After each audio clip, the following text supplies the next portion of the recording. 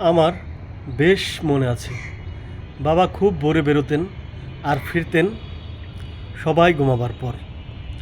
না, প্রতিদিনই না, এই ধরুন মাসের 10 তারিখ থেকে 20-21 তারিখ অবধি বাড়িওয়ালার চোখ এড়াতেই এই ভোর 5টা-12টা অফিস। বাবা বেশ রাগে ছিল, ভয়ে কোনো দিন প্রশ্ন করতে পারতাম না। প্রশ্ন করতে পারলে নিশ্চয় জিজ্ঞেস করতাম, বাবা প্রতিদিন অফিসের আগে ছুটির পরে এই সংসদ ভবনের পাম্পটিগুলোর নিচে স্যাঁতস্যাঁতে রাস্তায় বসে মাথা হেঁট করে কী ভাবো? বাড়ি ভাড়া দেবার তারিখ পেরোলেই আমরা দুবাই গিয়ে বাড়িওয়ালার সামনে দাঁড়াতাম করুণ মুখ করে।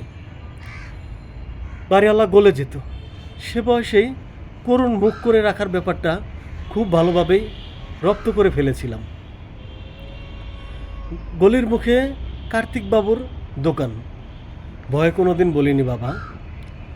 এই হাস্যোজ্জ্বল লোকটির মুখখানা আষাঢ়ের আকাশের মতো গম্ভীর হয়ে যেত আমাদের হাতে বাকির স্লিপ ধরা হাতগুলো দেখলে। একটা চকলেটও কোনো দিন চাইতে পারিনি বাবা এই বাকির খাতার কারণে। স্কুলের মাইনে দেবার 7 দিন পার হলেই জন্টু স্যার দাঁড় করে রাখতেন এক পিরিয়ড অবধি। তোমাকে কোনো দিন বলিনি বাবা, তুমি মন খারাপ করবে বলে। প্রায়ই হাঁটু ছিলে দগদগে ক্ষত নিয়ে ফিরতাম ফুটবল খেলে। রাতে যখন ঘুমাতাম তুমি এসে কেরোসিন তেল লাগিয়ে দিতে অ্যান্টিসেপটিক হিসেবে। তোমার চোখ দিয়ে ঝরঝর করে পানি পড়তো।